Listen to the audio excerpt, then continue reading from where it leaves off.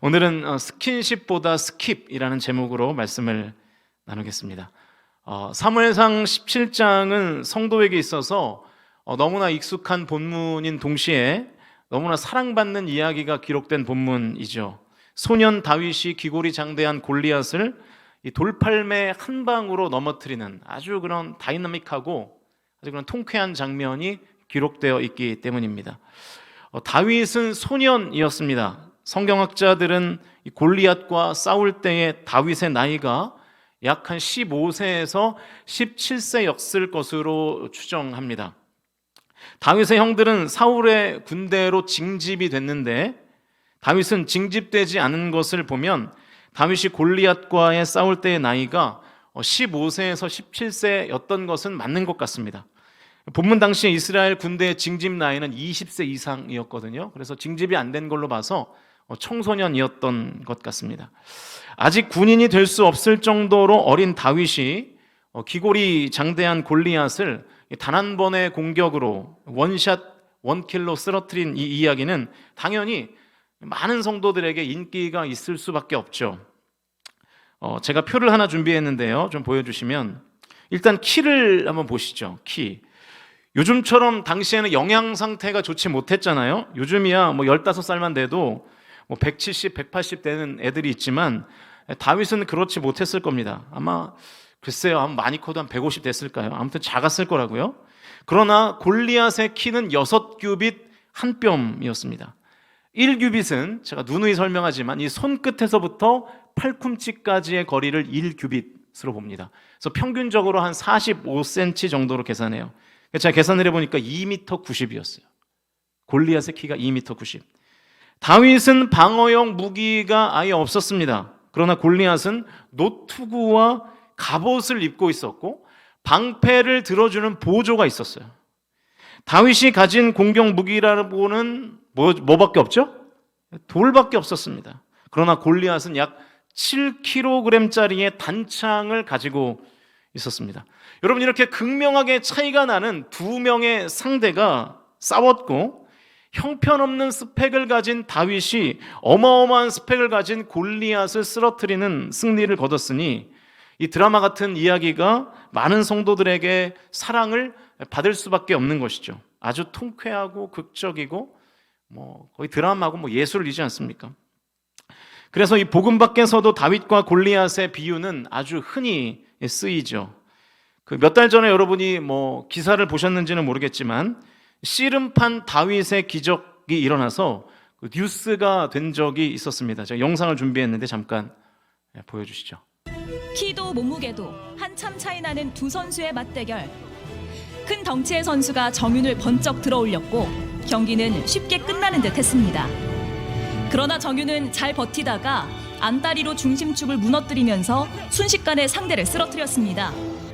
예상을 뒤엎고 첫 판부터 이긴 정윤은 세 판 중 두 판을 따내 승리하곤 눈물을 쏟았습니다. 그냥 기분이 좋아요.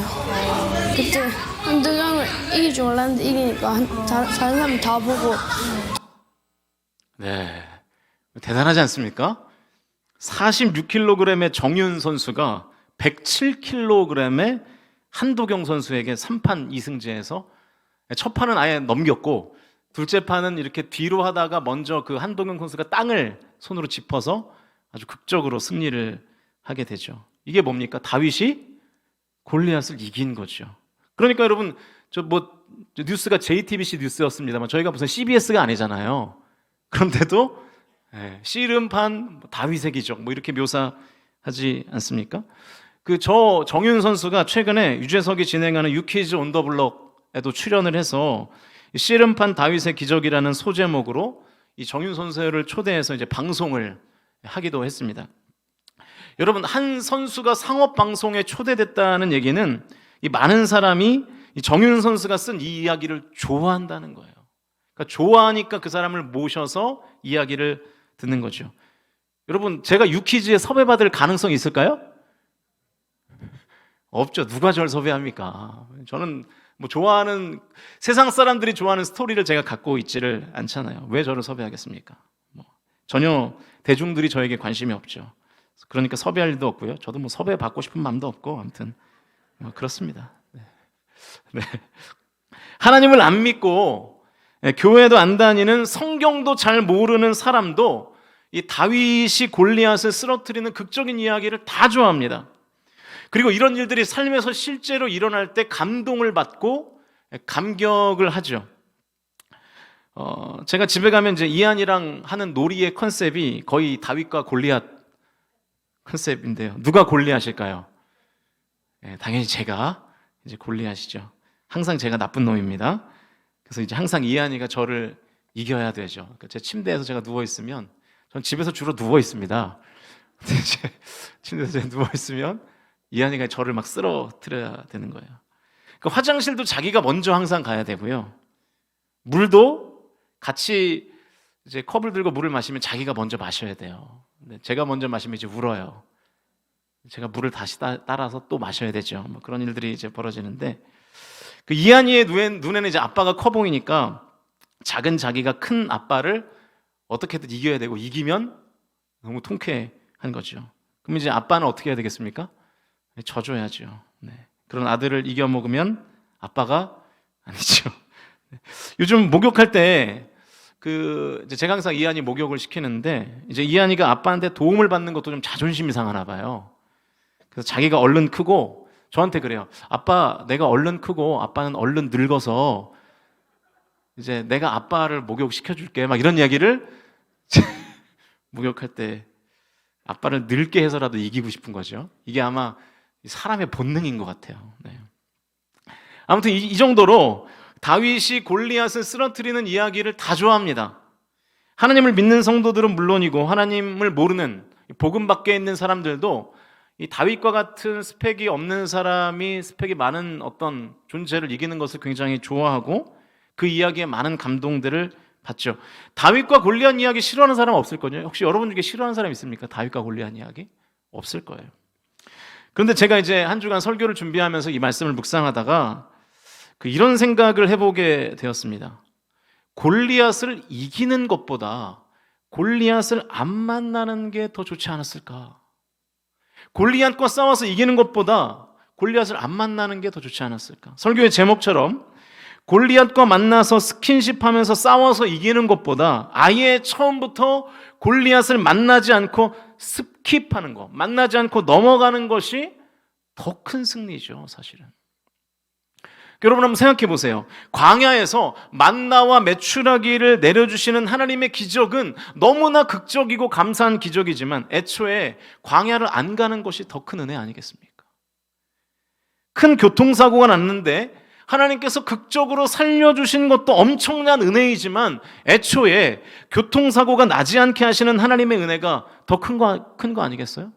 맞아요, 틀려요? 맞죠. 그게 더 큰 은혜죠. 그런데 어리석은 우리는 교통사고를 당하고 하나님께서 살려주셔야 감사를 하는 거예요. 교통사고를 안 나게 하시는 하나님께는 감사하지 않습니다. 여러분, 감사할 일이 없다고요? 저는 감사할 일이 별로 없습니다. 그런 얘기를 하는 성도들을 참 많이 만나는데, 여러분 굳이 골리앗을 만나서 이겨야 감사하시겠습니까? 굳이 광야에 가서 만나와 메추라기를 드셔야겠어요? 굳이 교통사고가 나서 극적으로 살아나셔야 감사하시겠습니까? 사랑하는 성도 여러분, 저와 여러분의 삶에 특별한 일이 일어나지 않는 것에 하나님께 진정으로 감사하실 수 있기를 주님의 이름으로 간절히 축원드립니다. 여러분, 그게 진짜 감사할 일이에요. 내 삶의 골리앗을 만나지 않는 것. 그런데 우리는 이 사무엘상 17장 말씀을 묵상할 때도 이 다윗이 골리앗과 싸워 통쾌하게 이기는 장면에 정신이 팔려 있어요. 이 스펙타클한 장면에 정신이 팔려서 이스라엘이 왜 골리앗을 만나게 되었는지, 왜 이스라엘이 골리앗을 스킵하지 못하고 스킨십할 수밖에 없었는지에 대한 묵상은 없는 것이 사실입니다. 저도 그랬거든요. 저도.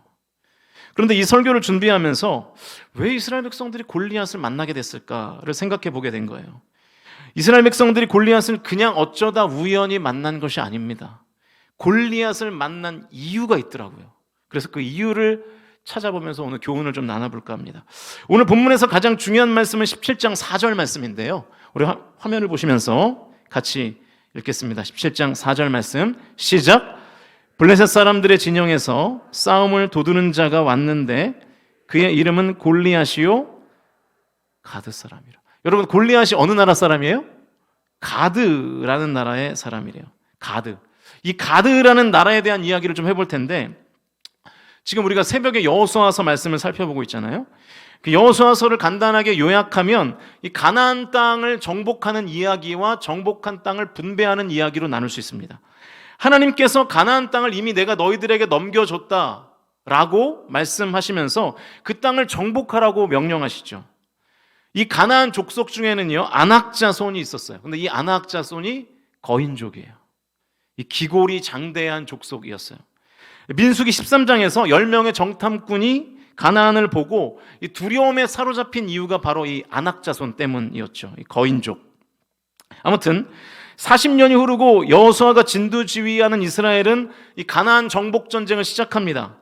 하나님은 가나안에 있는 모든 족속을 물리칠 것을, 그리고 그 땅을 다 차지할 것을 명령하셨어요. 그런데 이 하나님의 명령에 이스라엘 백성들이 이렇게 순종했습니다. 여호수아 11장 22절 말씀 화면을 보시면서 같이 읽겠습니다. 시작.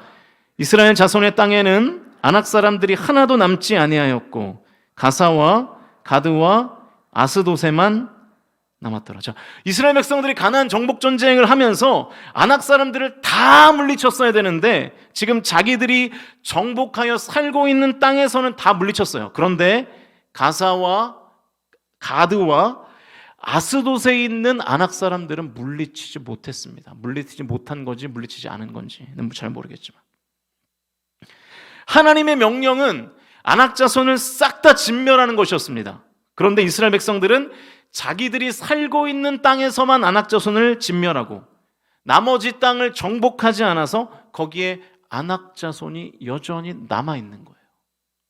이해가 되시죠? 그래서 오늘 본문에 그 가드에서 골리앗이 지금 등장하고 있는 것입니다. 여러분 잘 보세요. 이스라엘 백성들이 골리앗을 만나게 된 이유가 뭡니까? 다윗이 골리앗과 싸울 수밖에 없었던 이유가 뭐예요? 그것은 여호수아서에서 이스라엘 백성들이 그 아낙 자손을 온전히 진멸하라는 하나님의 명령에 부분적으로 순종하는, 또 다른 말로 하면 불순종하는 잘못을 범했기 때문입니다. 가나안 정복 전쟁을 할 때 하나님의 명령에 온전히 순종했더라면 사무엘상 17장에서 사울과 그의 군대가 골리앗을 만날 이유는 없었습니다. 골리앗을 만나서 두려웠던 이유도 없고요. 그리고 다윗과 골리앗이 싸울 이유도 없었죠. 왜냐하면 그때 미리 다 진멸을 했더라면 그 아낙 자손, 그 가드의 아낙 자손이 나올 리가 없었기 때문이죠. 골리앗은 이스라엘의 불순종 혹은 부분적인 순종의 열매였던 거예요. 부분적인 순종의 나쁜 열매였던 것이죠. 여러분 좀 전에 봤던 여호수아의 말씀에서 가사라는 나라도 나오는데요. 이 가사라는 나라에서 누가 나오냐면 사사기에 들릴라가 나옵니다. 그래서 영적인 거인 삼손을 몰락시키죠. 계속해서 나오는 아스돗 땅은 이스라엘 백성들이 법궤를 빼앗긴 땅이 됩니다. 여러분 가나안 땅 전체를 정복하라는 하나님의 말씀에 여호수아서에서 이스라엘 백성들이 다 순종했다면 가사 그리고 가드, 아스돗 땅은 거기에 들릴라가 나올 리도 없고 법궤를 빼앗길 리도 없고 골리앗을 만날 리도 없게 된 것이죠.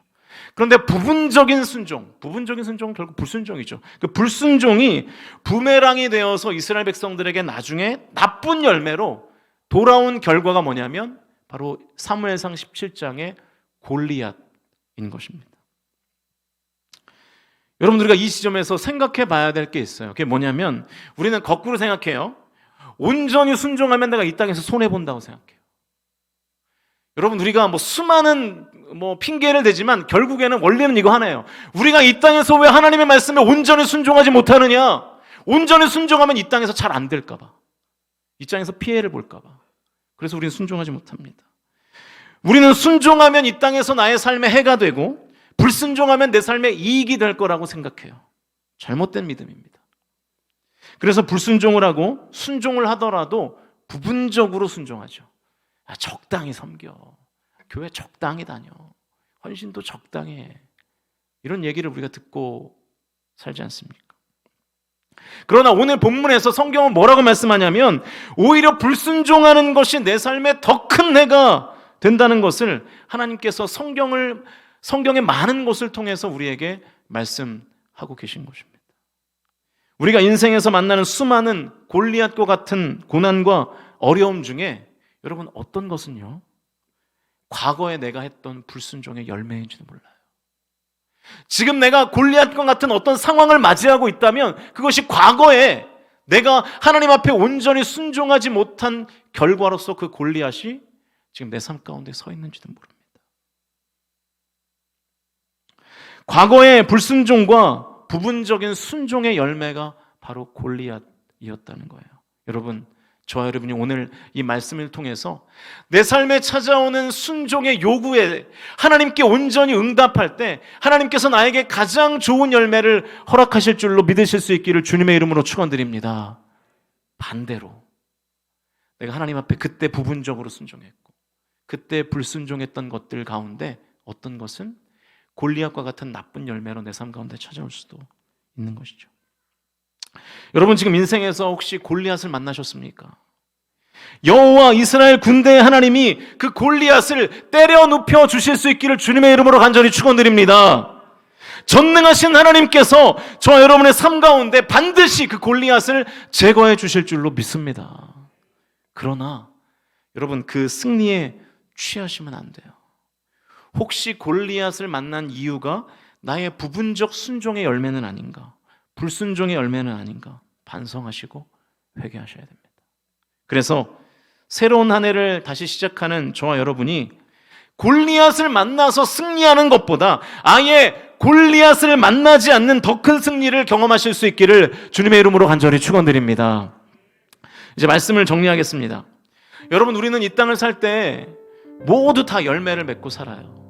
다만 어떤 사람들은 순종의 열매를 맺고 어떤 사람들은 불순종의 열매를 맺습니다. 불순종으로 맺은 골리앗과 같은 열매를 극적으로 이기는 삶도 나쁘지 않습니다.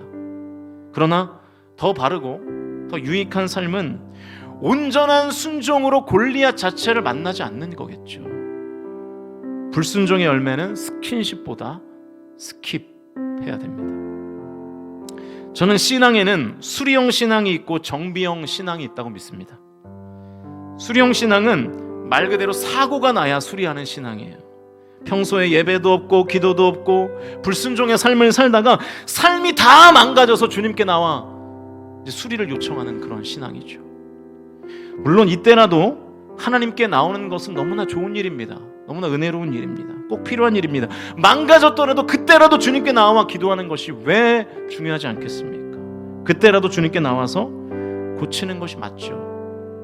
근데 여러분, 꼭 필요한 일인데요, 그게 지혜롭진 않은 것 같아요. 지혜로운 신앙은요, 미리 정비하는 신앙입니다. 아무 일도 없을 때 미리미리 예배하고 기도하고 갈고 닦으며 나의 신앙을 정비하는 것입니다. 그러면 사고를 미리 예방할 수도 있고요, 사고가 나더라도 그 사고를 최소화할 수 있는 것이죠. 오늘이 음력 1월 1일이잖아요. 우리가 다시 새해 첫날을 맞는데 성광 공동체에 속한 저와 여러분이 올 한 해를 사실 때 수리형 신앙이 아니라 정비형 신앙으로 살겠다고 새롭게 결단하는 한 해가 되실 수 있기를 주님의 이름으로 간절히 축원드립니다. 부분적인 순종과 불순종은 결국 우리의 인생의 골리앗을 키우게 될 겁니다. 그러나 온전한 순종 그리고 지속적인 순종은 다윗을 우리의 인생에 키우게 될 겁니다.